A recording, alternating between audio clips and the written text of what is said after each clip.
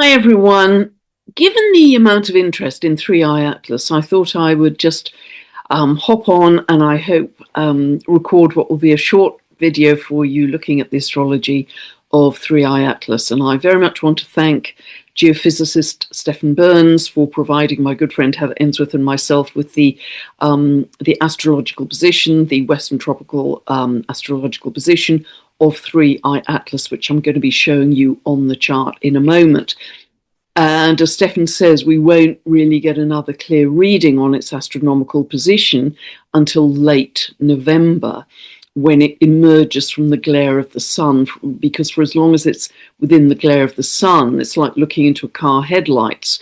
We can't get a clear read. And of course, because this is such a unique and unprecedented event, we don't have it in our regular ephemeris or software packages. So big shout out and thanks to Stefan for that and for sharing it with us.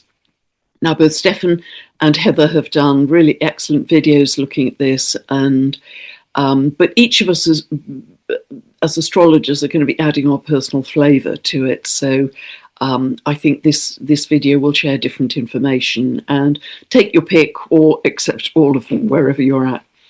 So it is a very powerful chart, which we'll see in a moment.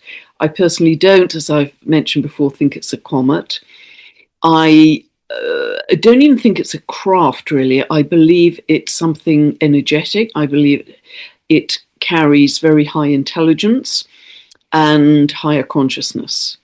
It's a consciousness being of some kind. And Kelly Kolodny's wonderful channeling with Archangel Raphael has really reinforced that. And we had a fabulous conversation a short time ago, and I'll put the link for that below as well. And Archangel Raphael was really talking about Three Eye Atlas seeding this new galactic consciousness that Raphael has talked so consistently about, that is going to be birthed at the Capricorn solstice. So it's immensely exciting. You know, if that's the case, we are in the thick of the chrysalis right now, and it is immensely exciting. But let me show you the chart, and then I'll share some insights, astrological perspectives on what I think this is all about. And I'm going to try and stick broadly to the position of Three Eye Atlas and the aspects it is making in this chart, because of course we have the new moon on the 21st of October, and then we have another full moon coming up on the 5th of November. So this is in between those, and but it's very interesting in itself. So let me share the chart here. Okay, so this is set for the 29th of October, and according to Stefan, this is happening at 11:55, just round about noon GMT, and this is based on England. So ignore the clock face, because that's specific to England, well, that Britain. Just look at the signs where the planets fall and their aspects to each other. So we see Three Eye Atlas here at 22 degrees 45 minutes of Libra. Okay, so it's conjunct Venus here. And the first thing we notice is that it's in a very strong T-square. In fact, it's almost a cardinal grand cross, because it is conjunct Venus, which we'll talk about in a moment, square to Jupiter at 24 of Cancer, tightly opposing Chiron and Eris, 24-25 of Aries. This corner is slightly, well, it's out of sign, but if Pluto was still backed up into Capricorn in the final few degrees, you could see it would be a cardinal grand cross. So we can just about allow Pluto being the rather squiffy fourth corner of a cardinal grand cross. Remember that we give the designation of cardinal according to the dominant three corners, let's say. That's the easiest way to express it. So let me start first of all with the opposition here, because the opposition between 3i Atlas and Chiron and Eris is very tight. Now, I've talked previously often about Chiron being the wounded healer, the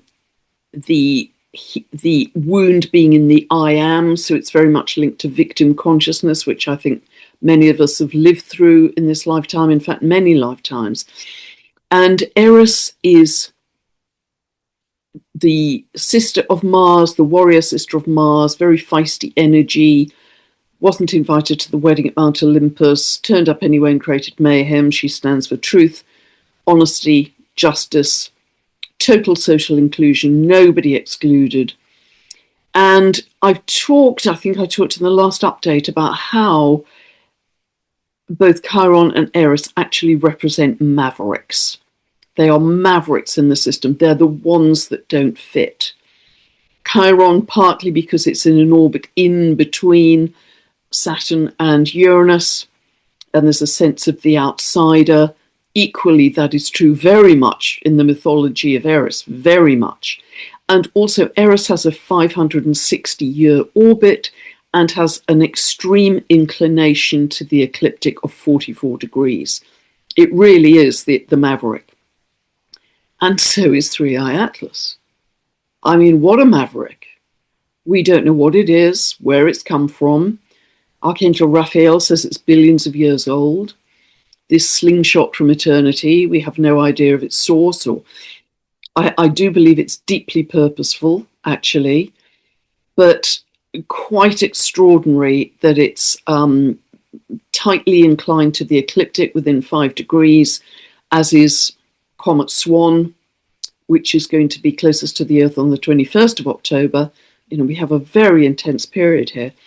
So it's very interesting that the three mavericks, let's call them, 3i Atlas, Chiron, and Eris, are so tightly geometrically connected. Because in our society, the people who bring in the new ideas are not the people who are in the mainstream. It's the mavericks, the trailblazers, the pioneers, the outsiders, the rule breakers. They're the people who bring in the new ideas to society.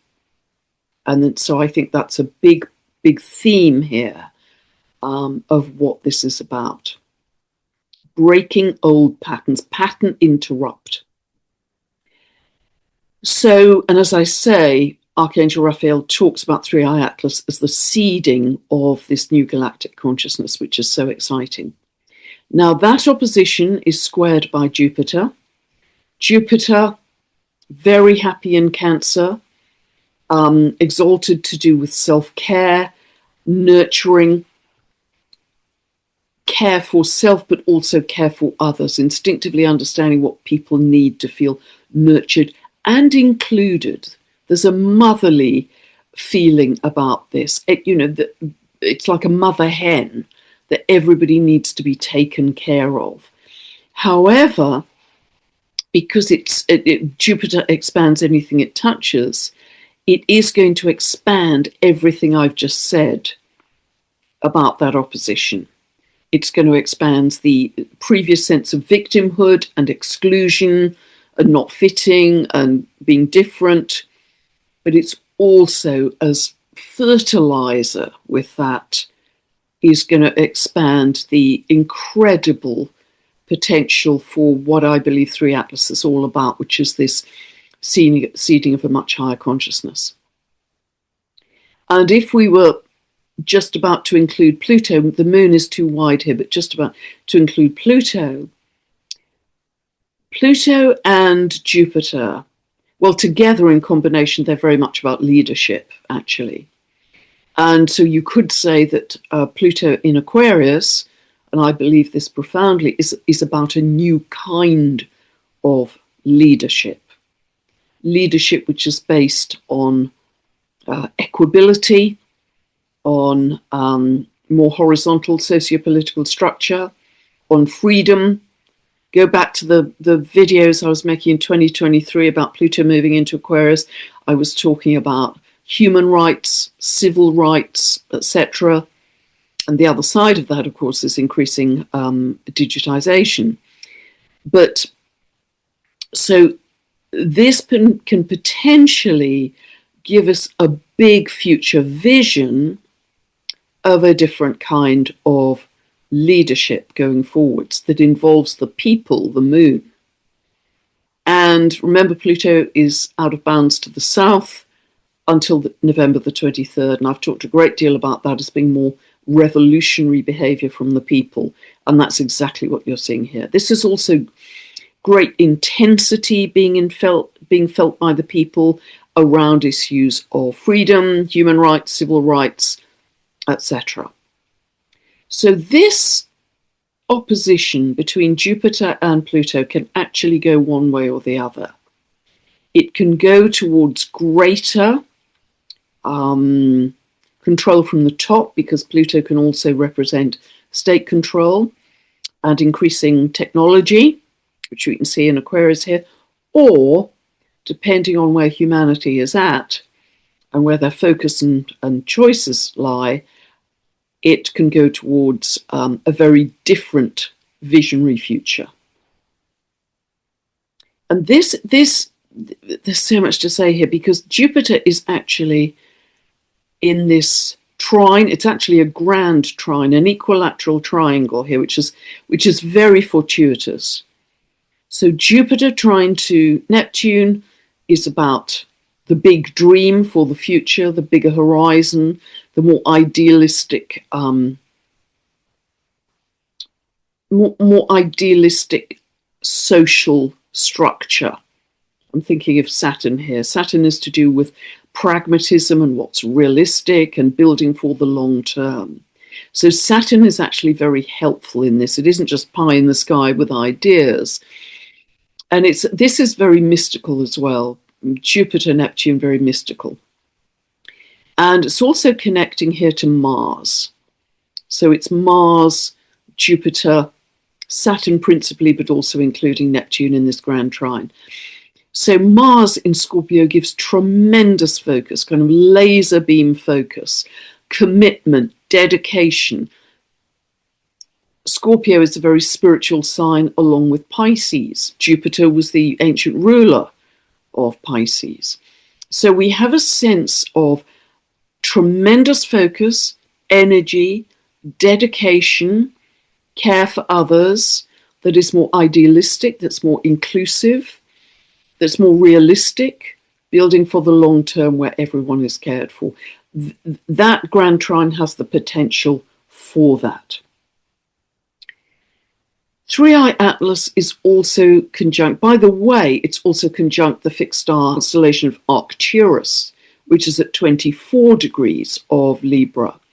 And Arcturus, the Arcturians give us so much in terms of higher intelligence, but Arcturus is really seen as the gateway to higher consciousness. The gateway to higher consciousness.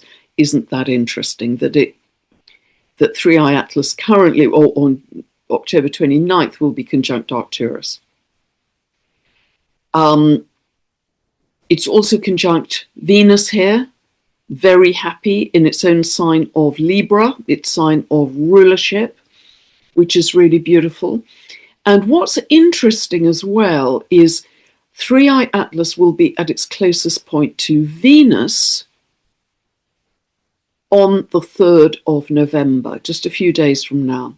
And Venus in Libra is again, it's inclusive, it's a love for all, it's concern for all. And its love is expressing in a very harmonious way and a very balanced way. And I also feel actually that it will bring in much greater love for each other. I think as 3i Atlas passes each planet, it will positively amplify the archetypal symbolism of that planet. That's what I feel. Also, we have the Sun here at this point, conjunct Homer. I mean, beautiful at this point of perihelion, because perihelion means that 3i Atlas is at its closest point to the Sun on the 29th of October. And so the sun here is, in fact, it's very interesting. It's conjunct Homer. Homer is very much about regeneration, as you know from its mythology. It's about rebirth. In its mythology, it was said to, in its fire goddess expression, birth the 8 islands of Hawaii. I think we could see more seismic activity around this time. And it's one of the big, big symbols we have for New Earth. And Alan Clay believes that Homer is the symbol for unity consciousness, the dwarf planet that represents unity consciousness. So it's tightly conjunct the sun here, and also you could just about include it in an out of sign conjunction to 3i Atlas, but principally it's conjunct the sun. So it's also about community, 3i Atlas, because another aspect of its mythology, which I've mentioned in the past, is about how the community came together against the autocratic leader who was going to put Homer's partner to death for taking some wild bananas from the land. And so it brings in community, as does this Aquarian energy of Moon Pluto. I think the way forwards as we move into 2026 is very much going to be about community. That will be the shift from each of us kind of being boxed up in our individual homes or in our family units to come together as families of frequency, in your soul tribe, if you like, to start to form a very different society, which is much more loving and inclusive. And our values will change very significantly. Our values, I think, are going to be much more about love and sharing, Venus in Libra, rather than how much money in your bank account. That will just become less and less important. Now, we also have, very importantly, Uranus in an exact 20 minutes from exactitude in exact opposition to Mercury. I think this is very interesting indeed, because when you have any aspect, particularly a hard aspect between Uranus and Mercury, and remember that Uranus is the higher octave of Mercury, it's to do with higher mind, it's to do with the outsider, it's to do with the galactic. It can bring in brilliant new ideas, out-of-the-box solutions. It's revolutionary. It's visionary. It's futuristic. It's about awakening. It's about truth. It's about clarity. It's that kind of spark of absolute piercing clarity about where our future is going, what the truth is, perhaps clarity on the past, but also where we're going. Because Uranus, along with Jupiter, they're both planets linked to truth and the future, and Jupiter rules Sagittarius, which is very much about, the future vision.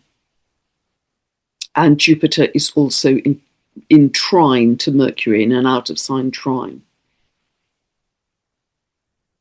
Uranus is conjunct the Pleiades, the Seven Sisters, and the Pleiades are typically all about love. They are at 29 degrees of Pisces, which on the 8th of November, Uranus is going to retrograde back into Taurus. So 29 degrees of Taurus, that's where the Pleiades are. Within a 2-degree orb, any planet is activated there. All about love, all about divine feminine and feminine wisdom. So very beautiful. And somebody commenting, and sadly I don't know their names to credit them, but they commented on my previous update that within the constellation of the Pleiades, one of the stars is Atlas, who is the father of the Seven Sisters in the Pleiades constellation. And that's really kind of quite strange. And I can't quite get the meaning of that link between 3i Atlas and Uranus being conjunct Atlas in the Pleiades. But there's something here about ignition, because Uranus is all about ignition. Conjunct Sedna, igniting our metamorphosis, which I think is a biological as well as a energetic and galactic metamorphosis, we are right in the mush of the chrysalis. So really fascinating. And I think those are the main things I want to say about the chart, because I'm going to be doing another update on the first half of November in the next few days. So I'll stop sharing here.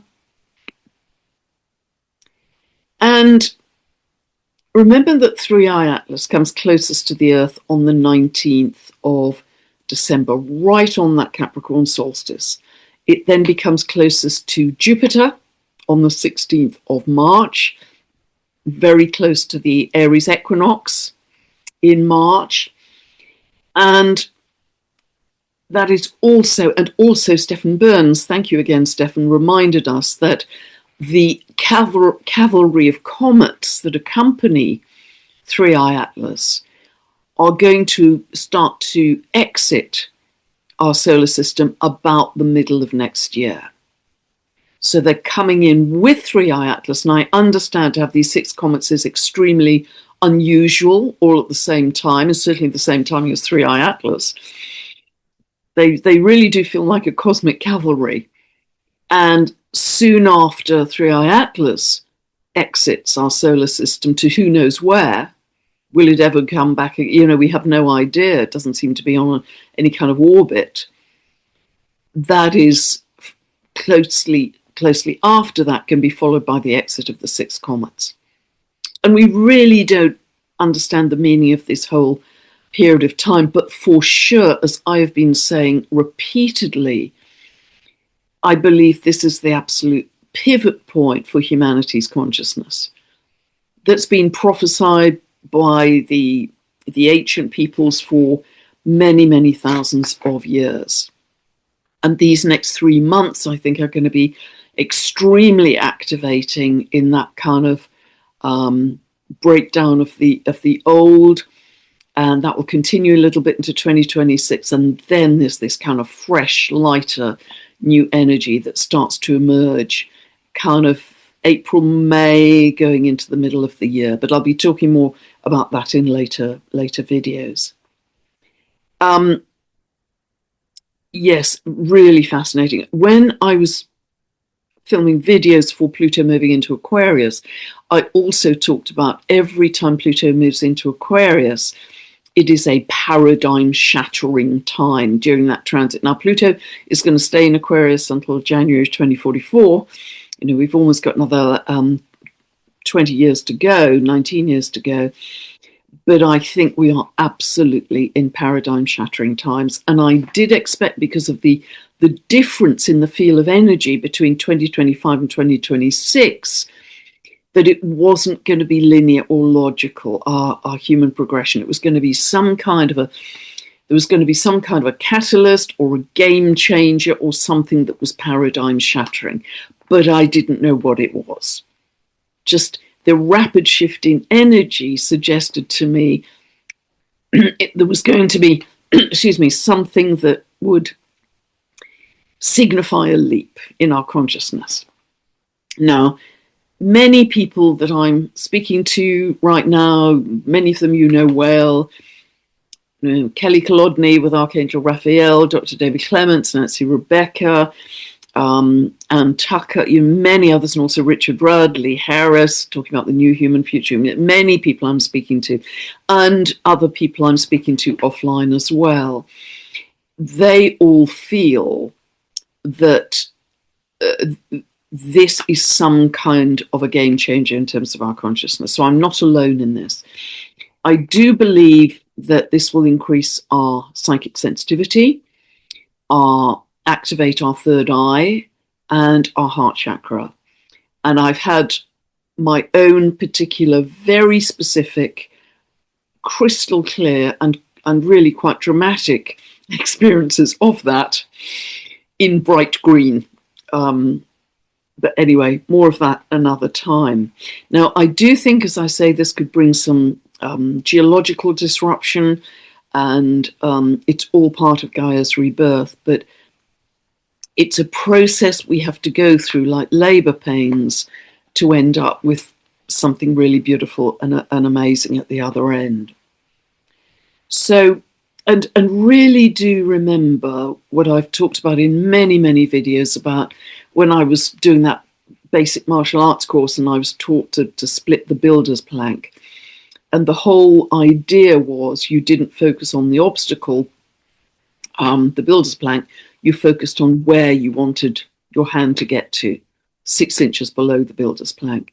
And that, you know, that's such a great guide in life in general, but particularly with 3i Atlas, really focus on the result that you would love to see from 3i Atlas. Because yes, most certainly all of this is happening out there in the cosmos, but remember the Hermetic principle of as above, so below, the macrocosm and the microcosm. Anything that happens out there is also happening within us. Every time I look at a birth chart, yes, it's a map of the out there, but it's also a map of the in here, of that person's psyche, whoever they are at that moment of birth, which is why I can read a birth chart and suss where people may be at and help them with their self-understanding. So yes, it's an out there, but it's an in here in the same moment. That's exactly what we're going through right now with 3i Atlas. It isn't just an out there, it's an inside job. And be aware of the changes that it's creating in you. You know, are we becoming more crystalline now? Are we becoming more akin to the light body? Because I do think this is happening quite rapidly.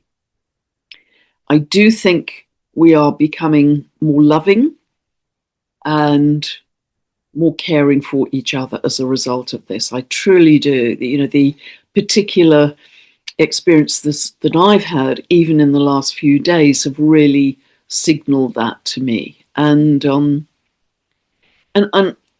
this may be very hard for us to get our heads around, but it's just an idea I want to float, which sounds like an incredibly simple idea, but actually I think it is profound.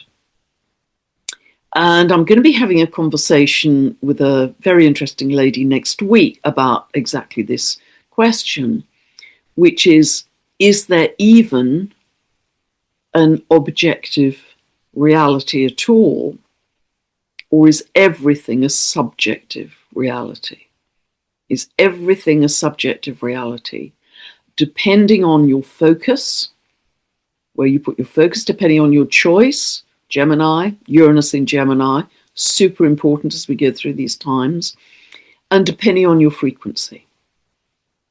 Because just like being tuned into a channel on the radio, we can only hear the music of the channel we're tuned to. If we're tuned to hard rock, we'll only hear hard rock, we won't hear classical. If we're tuned to classical, we'll only hear classical, we won't hear hard rock, but all of those channels are there.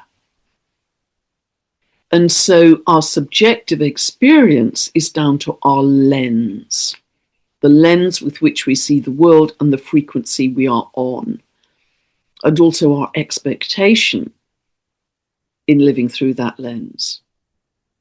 Because if we could really, and you know, this kind of falls out of my ears at times, so I'm not sitting here as a paragon of virtue on this, but I do think if we could really grasp that, and it's something I'm digging into more in my research, that is a total game changer, paradigm shattering thought of how we live our lives. That is utterly empowering. That is total sovereignty, isn't it? So let me just leave you with that that thought to mull around, and I'll be back very soon, as I say, in the next few days with the next update looking at November, just a few days after this. God bless. I hope that's helped you. Bye for now.